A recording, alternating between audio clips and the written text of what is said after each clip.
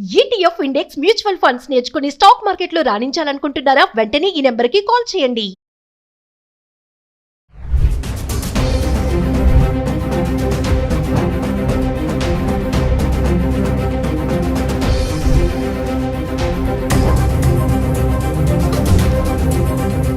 Hello viewers, welcome back to our channel. ప్రస్తుతం మనతో పాటు ఉన్నారు ఎంఎన్సీ ఎగ్జిక్యూటివ్ 25 ఇయర్స్ నుంచి అమెరికాలో ఉంటున్నటువంటి వీరభద్ర సార్ గారు. సార్తో మాట్లాడదాం ప్రెసెంట్ అమెరికాలో సిచ్యువేషన్ ఎలా ఉంది అనేది.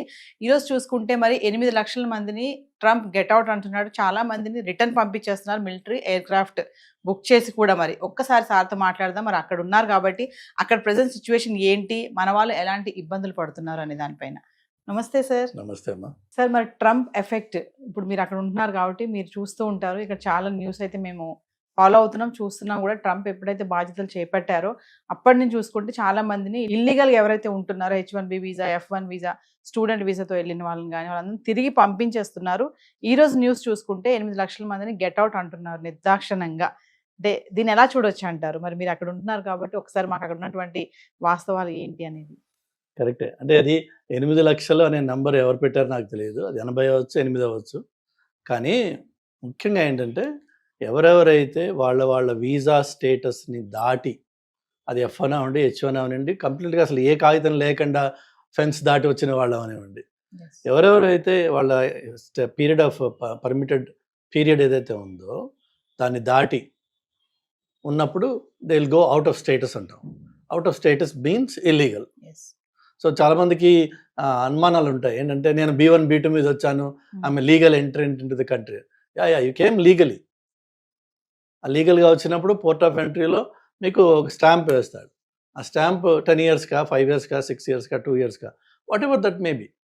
ఆ డేట్ని దాటి ఒక్కరోజు అమెరికాలో ఉన్న you become an illegal immigrant. అది F1 అవ్వచ్చు, H1 అవ్వచ్చు, B1 అవ్వచ్చు. రాయల్గా వచ్చిన వాడు కూడా ఆ టైం దాటితే ఇల్లీగల్ అవుతాడు. కానీ అందరు ఇల్లీగల్ ఎవరెక్కడున్నారని ఎవరికి తెలియదు. అన్ఫార్చునేట్గా ఏంటంటే ఈ వలలోకి ఎవరు వస్తారు, ఎవరిని ఇమ్మీడియట్గా పట్టుకుని వాళ్ళు తీయగలరు అనేది ఎవరంటే ఎవరెవరికైతే గత కాలంలో some tryst with the law, criminal history ఏమన్నా. క్రిమినల్ హిస్టరీ అంటాం. అంటే మళ్ళీ నేను ప్రతి క్రిమినల్ కాదని, అది క్రిమినల్ డజన్ మీన్ ఎవరినో పోటీ చేయడం కాదు. ఏంటంటే ఒక యాక్సిడెంట్ అయింది, లేకపోతే ఒక DW అయ్యింది, anything for that matter, you had an interaction with the law enforcement తోటి ఇంటరాక్షన్ అయితే ఆటోమేటిక్గా వాడు ఒక రికార్డ్ క్రియేట్ చేస్తాడు. క్రియేట్ చేసినప్పుడు మన స్టేటస్ ఏంటి, ఎప్పుడు వరకు మనకి వ్యాలిడిటీ ఉంది, అది ఈ వీళ్ళు ఈజీలీ యాక్సెసిబుల్ పీపుల్, వాళ్ళని చక్కగా వాళ్ళు ట్రాక్ చేసుకుని వచ్చి పట్టుకుపోతున్నారు. అది ప్రస్తుతం జరుగుతున్న పని. అది ఎవరెవరైతే ప్రయర్ క్రిమినల్ రికార్డ్స్ ఉన్నాయో, లా తోటి వాళ్ళకి ఎన్కౌంటర్స్ అయినాయో వాళ్ళు they are traceable. So these guys will trace them and push them out. అంటే సార్ అక్కడ లీగల్గా ఇల్లీగల్గా కూడా ఉంటారు కదా చాలా మంది. అంటే ఇప్పుడు ఈ ఎఫెక్ట్ అనేది ఇద్దరి మీద పడుతుందా, ఓన్లీ ఇల్లీగల్గా ఉన్న వాళ్ళ మీదేనా? ఓన్లీ ఇల్లీగల్గా ఉన్న వాళ్ళ మీదనే. ఓకే. లీగల్గా ఉన్న వాళ్ళ మీద మనం క్యారీ మనం ఏదైనా ప్రూవ్ చేయంగానే వాళ్ళు దే లెట్ యు గో. ఇల్లీగల్గా ఉన్నవాడి దగ్గర ఎలాంటి ఆధారాలు ఉండవు, వాళ్ళ దగ్గర కాగితాలు ఉండవు, ఏది ఉండదు. కాబట్టి they have to be remove. అంటే పేపర్ డాక్యుమెంట్స్ కరెక్ట్గా లేకపోతే పంపించేస్తున్నామని చెప్పారు కదా సార్. అంటే ఏమేమి ఉండాలి కరెక్ట్గా, అంటే పేపర్ డాక్యుమెంట్స్ అంటే? ఇప్పుడు పోర్ట్ ఆఫ్ ఎంట్రీలో మీరు ఎప్పుడైతే అమెరికాకి ఎంటర్ అవుతారో వచ్చినప్పుడు I-94 అని చెప్పేసి ఒక కార్డ్ ఇస్తాడు. మీ డేట్ ఆఫ్ ఎంట్రీ, మీ విజిట్ ఎన్ని రోజులు అక్కడ వ్యాలిడ్. స్టూడెంట్స్ అయితే 2 ఇయర్స్ తర్వాత వాళ్ళకి OPT 36 months. అగైన్ అందరికీ 36 కాదు, కొంతమంది 12 months ఉంటుంది. సో OPT పీరియడ్ డ్యూరేషన్ ఉంది. OPT తర్వాత they have to get an H1. H1కి మళ్ళీ again it is employer sponsored H1 visa అది. సో ఎంప్లాయర్ స్పాన్సర్ ఎప్పుడైతే అయిపోతుందో you automatically go out of status. So లీగల్గా ఉన్న వాళ్ళకి కావాల్సిందల్లా ఏంటంటే ఆ డ్యూరేషన్లో యు ఆర్ లీగల్ దే. అలా ఉన్న వాళ్ళని వాళ్ళు డిస్టర్బ్ చేయరు. ఈవెన్ ఒకవేళ 10 మందితో పాటు వీళ్ళొక ఇద్దరు తగిలిన వాళ్ళకి మీరు ఇమ్మీడియట్గా వాళ్ళకి ప్రూఫ్, డాక్యుమెంటెడ్ ప్రూఫ్ చూపిస్తే వదిలేస్తారు అక్కడ. F1 స్టూడెంట్ వీసా ఎవరైతే వస్తున్నారో మరి వాళ్ళు క్యాంపస్ లోపలే జాబ్స్ చేసుకోవాలి, పార్ట్ టైమ్గా చేయకూడదని కొత్తగా రూల్ ఒకటి తీసుకొచ్చారు. మరి ఎలా సార్ అదేంటి? మరి కొత్త రూల్ అని ఎందుకంటున్నారు మీరు? అది ఎప్పుడైనా సరే రూలే అది. మీకు ప్రాబ్లం ఏమొచ్చిందంటే దొంగవాడు దొంగతనం చేస్తూ 4 ఏళ్ల నుంచి 3 ఏళ్ల నుంచి 5 ఏళ్ల నుంచి 10 ఏళ్ల నుంచి మేము దొంగతనం చేస్తున్నామండి.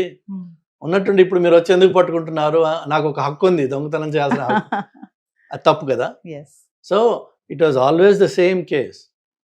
F1 మీద వచ్చింది, you are here on a student purpose, student visa. నువ్వు ఏ పర్పస్ మీద వచ్చావో ఆ పర్పస్ మీద నువ్వు ఉండాలి అక్కడ. దాన్ని స్ట్రిక్ట్గా ఎవరు ఎన్ఫోర్స్ చేయలేదు కాబట్టి మనము we are bend the law. And Indians of course మనం we are experts at bending law or breaking law. Yes. So we got away. తప్ప అది హక్కు కాదు. సో ఇల్లీగల్ ఇమిగ్రెంట్స్ అంటే కేటగిరీ ఎవరెవరు వస్తారు సార్ అందులోకి? అసలు మామూలుగా చూసుకుని ఇల్లీగల్ ఇమిగ్రెంట్స్ అంటే ఇప్పుడు చాలా మంది ఉన్నారు, ఉద్యోగాలు చేయడానికి వెళ్తారు, చదువుకోవడానికి కోసం వెళ్ళిన వాళ్ళు ఉంటారు, ఇంకా మనం అనుకున్నట్టుగా అక్కడ పిల్లల్ని కనేసి బస్ సిటిజన్షిప్ రావడం కోసం వెళ్ళేటోళ్ళు ఉంటారు. ఇల్లీగల్ ఇమిగ్రెంట్స్ అంటే ఎవరు ఏ కేటగిరీలోకి వస్తారు సార్? ఎవరైనా సరే మీరు ఒక వీసా తోటి కంట్రీలో ఎంటర్ అయ్యారు, ఇట్ డజంట్ ఇవన్నీ ఆల్ఫాబెట్స్ వదిలేసేయండి, LF H ఇవన్నీ. మీరు ఒక కంట్రీ, ఇది భారతదేశం మీ సొంత కంట్రీని వదిలి అమెరికాకు వచ్చారు. వచ్చినప్పుడు మీకు ఒక వీసా అనేది ఇక్కడ కాన్సులేట్లో ఇచ్చేదేమో only it's a permit to travel చేసి అక్కడికి ఎంటర్ అయినప్పుడు CBP అంటారు వాడు, బోర్డర్ కంట్రోల్ వాడు. అక్కడ ఒక ఆఫీసర్ మీకు I-94 స్టాంప్ చేస్తాడు. ఎంత డ్యూరేషన్ I-94 ఉందో అన్ని రోజులు you are legally in America. దాని నుంచి దాటి even 1 hour pass that your illegal. Plain and simple. అందులో మళ్ళీ వాడు గోడ దూకి వచ్చాడు కాబట్టి వాడు ఇల్లీగల్, నేను ఫ్లైట్లో వచ్చాను కాబట్టి నేను లీగల్ లేదు. అది మీ డ్యూరేషన్ టైంలోనే మీకు ఎప్పటివరకు ఆ వ్యాలిడిటీ ఉందో అప్పటి వరకు మీరు లీగల్ ఇమిగ్రెంట్. ఎప్పుడైతే అది స్టేటస్ అది పోతుందో, స్టేటస్ పోయింది అంటే అదే అనమాట. ఆ డేట్ ఎక్స్పైర్ అయిపోయింది అంటే యువర్ ఇల్లీగల్. ట్రంప్ సార్ ఈ ఇల్లీగల్ ఇమిగ్రెంట్స్ ని అంటే ఎప్పటి నుంచో ఫస్ట్ నుంచి చూసుకున్నా కూడా ముందు సైన్ చేసింది దీనిపైనే. అప్పటి నుంచి ఎన్నికైనప్పటి నుంచి కూడా అంటున్నారు కదా, ఫస్ట్ నాది ఏంటంటే ఇల్లీగల్ ఇమిగ్రెంట్స్ పైనే మేము జూలం చూపిస్తాను అంటున్నారు. ఎందుకు అంటారు? రీజన్ ఏంటంటారు దీని వెనుక ఉన్నటువంటిది? మల్టిపుల్ రీజన్స్ ఉన్నాయి దానికి. పొలిటికల్ రీజన్ ఏంటంటే some of the deep red states అంటాం అక్కడ కొన్ని, అక్కడ there is an aversion towards immigrants. అది కూడా పర్టికులర్లీ మళ్ళీ అగైన్ కొన్ని కమ్యూనిటీస్ నుంచి వచ్చే వాళ్ళ మీద వాళ్ళకి ఎక్కువ కక్ష ఉంది. ఏంటంటే వాళ్ళు వచ్చేసి మా జాబ్స్ తీసేసుకుంటున్నారు అని ఒక సెంటిమెంట్. అది actually that's not true also. వాళ్ళు వచ్చి పడే కష్టాన్ని ఏ అమెరికాలో పుట్టిన ఏ ఒక్కడు కూడా ఆ లెవెల్లో అందులో 50% కూడా కష్టపడరు. అక్కడ ఉన్న వాళ్ళు లోకల్ అమెరికన్స్ ఎవరెవరైతే ఈ ఇమిగ్రెంట్స్ వచ్చి మా జాబ్స్ దొంగిలిస్తున్నారని అనుకుంటున్నారో వాళ్ళు చేసే పని వీళ్ళు ఎవ్వరు కూడా చేయరు. ఒకవేళ మొదలుపెట్టిన within 1 day they are walking out of it. So కానీ ఒక పబ్లిక్ సెంటిమెంట్ బిల్డప్ అయిపోయింది, దానికి మీకు తలాతోక ఉండదు. ఎందుకు అలా అంటున్నా అంటే అంతే, దట్స్ ఆల్.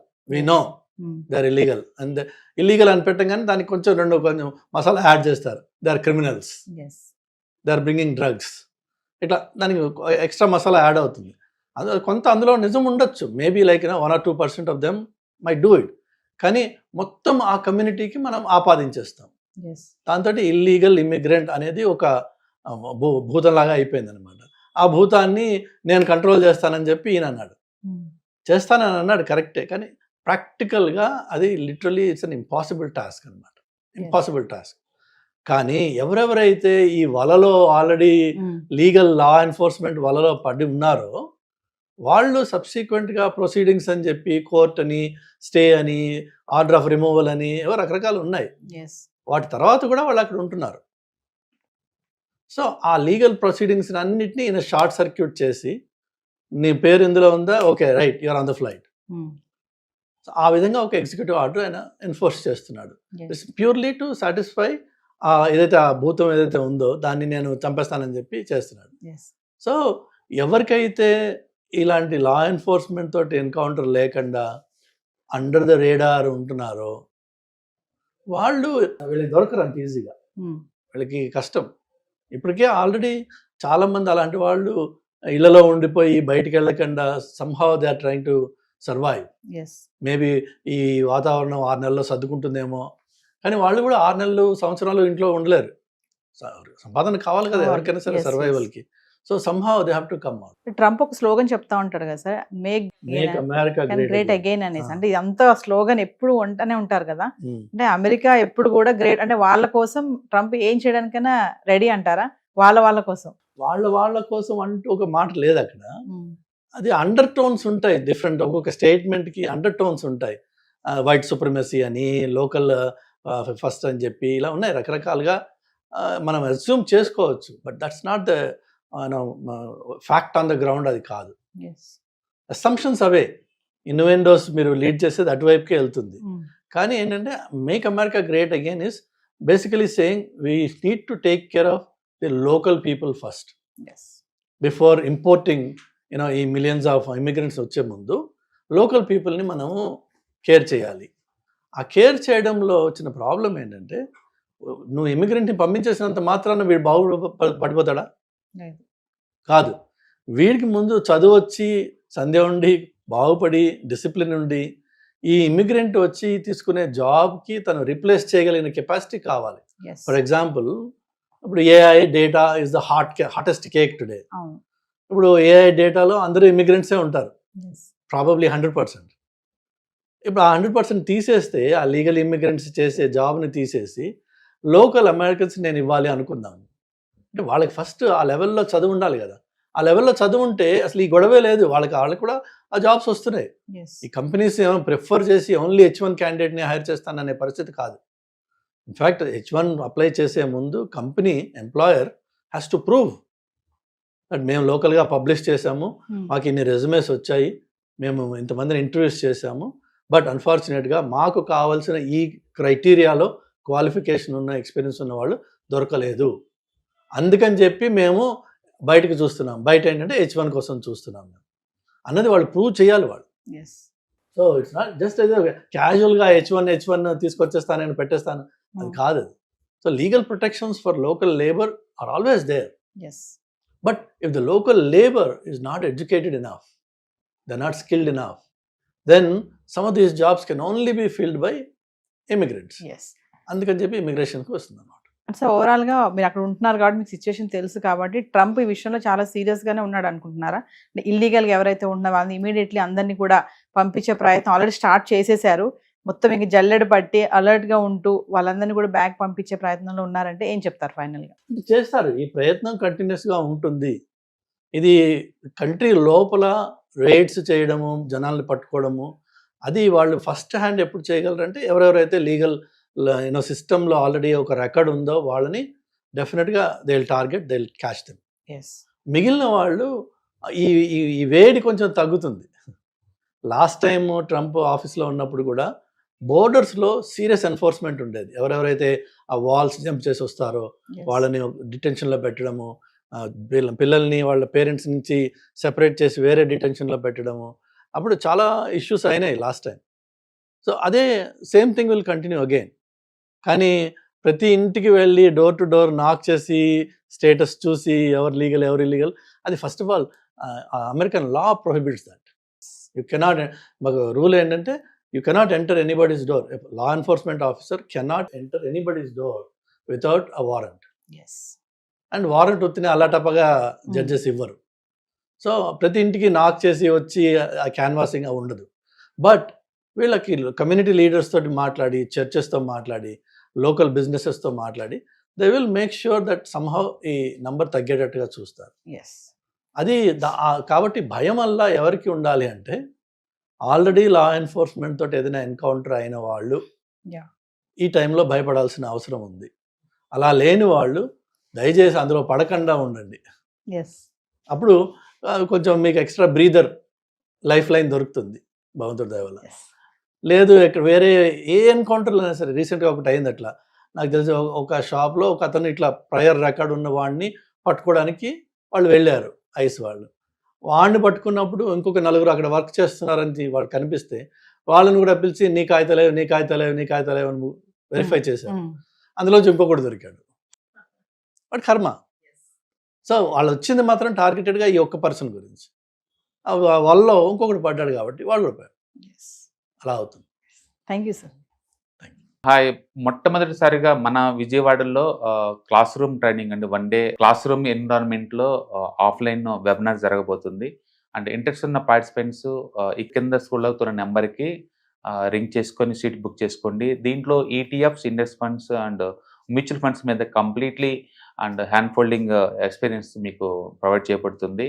దీని ద్వారా ఏంటంటే మనం అసెట్స్‌ని స్టాక్ మార్కెట్‌లో ఎలా మేనేజ్ చేసుకోవాలి, ఎలా గ్రో చేసుకోవాలి, ఎలా ప్రొటెక్ట్ చేసుకోవాలో అంటే ప్రాక్టికల్‌గా నేర్చుకుంటారు. అండ్ ఇప్పటి వరకు మనం ఆన్‌లైన్‌లోనే మీరు అటెండ్ అవుతున్నారు. ఇక నుంచి మీరు మన విజయవాడ సిటీలోనే అండ్ లైవ్‌లో క్లాస్ రూమ్ ఎన్విరాన్మెంట్‌లో నేర్చుకునే ఛాన్స్ దొరుకుతుంది. కాబట్టి ఇంట్రెస్ట్ ఉన్న పార్టిసిపెంట్స్ కింద స్క్రోల్ అవుతున్న నెంబర్‌కి పింగ్ చేసి సీట్ రిజర్వ్ చేసుకోండి. Thank you.